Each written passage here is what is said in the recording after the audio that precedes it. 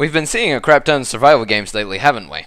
I blame the release of DayZ Standalone for that. Remember 2 months ago when everyone was saying, "Ugh, I don't even care about DayZ anymore, hype train derailed." Well, looks like that was a load of crap, what with the early access Steam release reaching 1 million sales after a month. And what's even funnier is that directly after Rocket gave us DayZ San Andreas, a whole bunch of other direct comp-out games were also released at the same time, incidentally. And some of those titles even forgot to erase Days from the title. You could say they made a whoopsie daisy.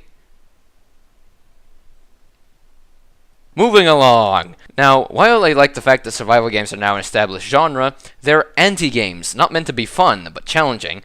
Besides, if all I wanted to see were horrible mutants shambling across a post-apocalyptic wasteland, all I needed to do was just take a look at my kitchen. So instead of reviewing a drab and dull survival game, here's one about a cyborg ninja fighting robot dinosaurs with the help of his trusty pal Robo-Dog.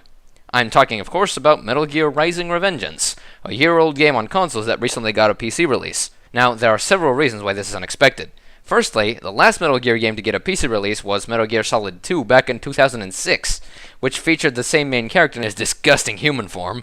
Secondly, this is a character action game like Star Wars The Force Unleashed, Bayonetta, and Mad World, and these kind of games just don't seem to get released on PC even though they're really fun. I blame stupid elitist PC gamers for that. What? A game that only needs 4 buttons to move and 4 buttons to attack? Where's the stupidly complex interface? Where's my ridiculously high minimum specs? What? It only runs on 1080p? 4K or no buy, lol. So you can understand my initial apprehension when trying to run the game for the first time. I was expecting a crappy port that would make my PC explode when I tried to start it up. On the contrary, my medium tier rig runs it perfectly in 1080p on high settings. There was also something in the graphics settings called Zantime and Zangeki.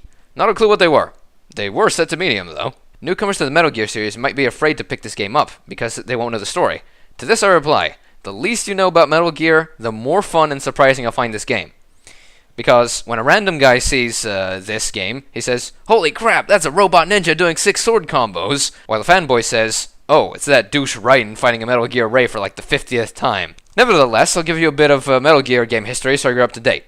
Metal Gear games are stealth games featuring ridiculously awesome boss fights and ridiculously bad writing. Some guy at Kojima Productions noticed that these are the marks of a character action game and sent the idea to Platinum Games. So Metal Gear Rising: Revengeance is a spin-off fighting game starting a whole new story with existing characters. What is the story?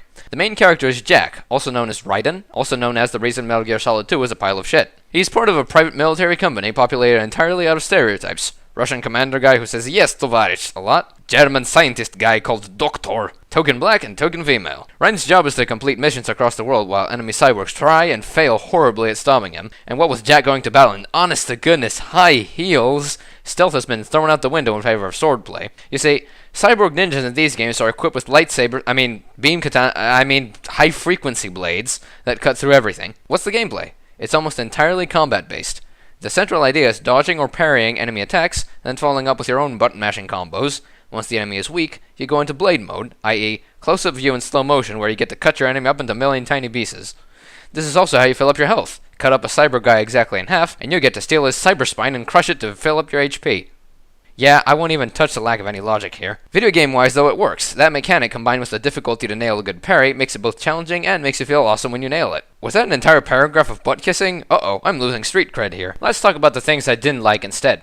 Well, first of all, the story's an absolute pile of crap. I do seem to be talking a lot about poop today, aren't I? But this was kind of expected, as Hideo Kojima only writes good stories when they rip off James Bond movies. The main plot is about the bad guys running an organ harvesting operation by abducting orphans, stealing their brains, and using the power of their own cyborgs. So, of course, Raiden is constantly facing the moral dilemma that is the fact that he is basically forced to kill kids to stop the bad guys from killing kids. This would have been fine on its own as a plot idea, and you know, it's not exactly Dostoevsky, but it'll do. But the game just kinda decides to forget about this plot and instead have the game's final boss be Idiocracy's House of Representative meets Dragon Ball Z. I wish I was joking. My other huge problem is Jack. He's just trying so hard to be a cool guy, what with the soundtrack comprised of fake 3 Days Grace and fake Linkin Park, which is actually not bad at all, in fact. But it all comes to naught when even Raiden's Robo-Dog or any of the game's colorful bosses would make a better main character, even with some of them being super hyped about baby murder. Best example is Jetstream Sam, who actually has some really good playable missions of his own. Overall, there's ridiculous sword fighting fun times to be had with this game, and it's worth your money. The next game, however, could use a little less Jack and a bit more action. Hit the road, Jack!